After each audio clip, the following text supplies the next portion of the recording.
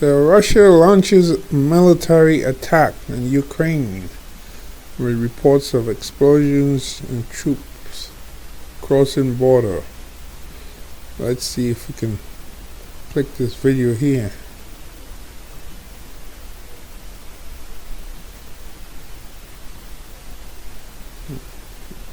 So it's live stream video. What you can see on that live stream video, Don, is you can see several tanks and armored vehicles cross the border, through a large amount of time, for at least a minute or a minute and a half, of those vehicles going across the border. And then we have that information that is that very border crossing between Ukraine and Belarus, and that these troops are now coming in from Belarus. And it really is remarkable, because I was actually with those very troops just last week when they were conducting large-scale exercises together with Russian forces inside Belarus. And the possibility of an invasion from Belarus was always something that the U.S. had warned about. And I asked that very question, Don, to the Belarusian strongman, Alexander Lukashenko, just to give you an idea of some of the lies and the misinformation that have been spread ahead of this. And he laughed at me. He said, look, do you really believe that we are going to invade Ukraine?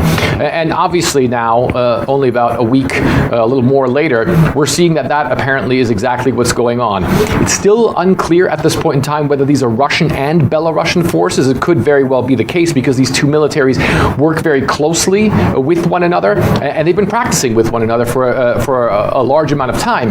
And just to give you an idea, Don, about the possible size of the force that we're talking about, there were about 30,000 just Russian troops inside Belarus, allegedly, for those drills. And then, of course, you also have the entire Belarusian army as well. So certainly, this is an extremely dangerous development that we're looking at, and certainly broadens also the assault that is going on against Ukraine at this point in time, because, of course, these are two very formidable forces.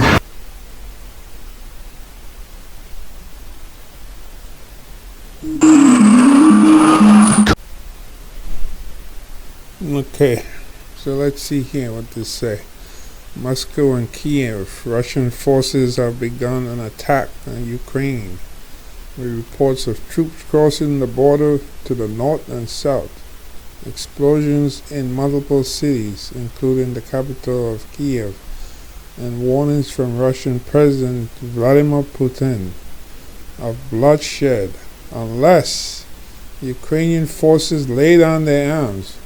That's amazing, right? You go into somebody's sovereign country and you want them to lay down their arms. The defensive that Russia called a special military operation came as world leaders attempted to avert catastrophe with a meeting of the United Nations Security Council amid warnings that a possible invasion could start the biggest war in Europe since 1945. The first blasts were heard around 5 a.m. Thursday, prompting immediate condemnation from the United States and its allies, which have threatened to enact full-scale sanctions in response to Russian military aggression. As air raid sirens rang out across Kiev early Thursday, Ukrainian President Volodymyr Zelensky moved to enact martial law, and government ministers accused Moscow of launching a full-scale invasion. As dawn broke, heavy traffic could be seen clogging roads heading west out of the city, while further east, near the Russian border, the mayor of Kharkiv urged citizens not to leave their homes. Inhabitants of Kiev leave the city following pre-offensive missile strikes of the Russian armed forces in Belarus on February 24th. Ukraine's foreign minister Dmytro Kuleba tweeted on his official page that peaceful Ukrainian cities are under strike and called the situation a war of aggression. And an advisor to the Ukrainian Interior Minister, Anton Gerashenko, told journalists Russia's invasion has begun, with missile strikes on Kiev. CNN witnessed through a live screen video troops atop a column of military vehicles entering Ukraine from a border crossing with Belarus. The live stream video was taken at the Skivka, Ukraine crossing with Voka, Belarus. The column was seen entering Ukraine at about 6:45 a.m. local time. In recent weeks, Russia has amassed a significant number of troops, vehicles, and tanks in Belarus near the border with Ukraine. During that time, the two countries have held joint military exercises across the countries and near the Belarus-Ukrainian border. CNN teams in Russia and Ukraine also had blasts from several parts of Ukraine, including near the capital Kiev and the port city of Odessa.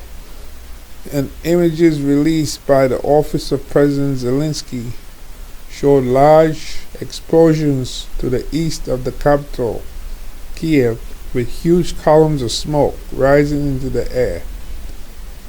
The General Staff of the Ukrainian Armed Forces said 5 Russian aircraft and a helicopter were shot down early Thursday. Claims Russia denied via state news agency TASS. Well, it's true because we saw it on TV. It was shut down. Russia denies it for good reasons. Hours before Putin announced a military operation in the Donbas region of eastern Ukraine, which contains the separatist held regions of Donetsk and Luhansk. These are like the new Sudetenland, like Hitler when he took that from Czechoslovakia. And that ended up triggering eventually the appeasement of Hitler. Eventually World War II, which Moscow recognized as independent on Monday in violation of international law. In the address broadcast live on Russian national television, Putin urged Ukrainian forces to lay down their arms and go home, saying all responsibility for possible bloodshed would be entirely on the conscience of the Ukrainian government. Our plans are not to occupy Ukraine. We do not plan to impose ourselves on anyone, he said, but threatened those who may be tempted to intervene on Ukraine's behalf. Look how big Ukraine is. Big country. Yeah. I mean, you can go in, but maybe hard to get out. It's a huge country. Look at that.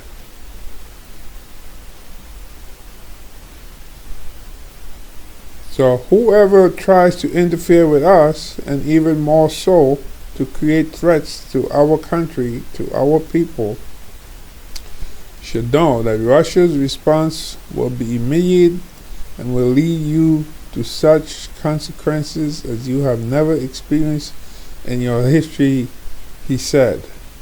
Sounds like a madman.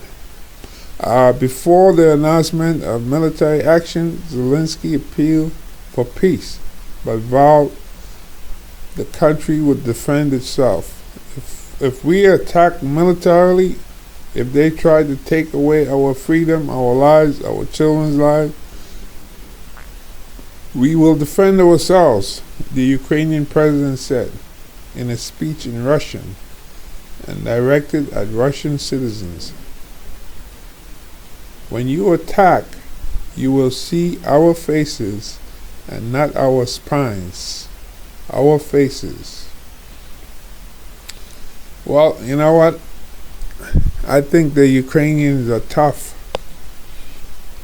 I remember years ago one of the dentists I used to go to, it was like a Russian place, and they had different people there from Russia, Ukraine, and one of them, the dental techs, she told me she's from Ukraine, and she said that she had like one of those tooth canal jobs the dentists do, where they have to drill and just talking about it.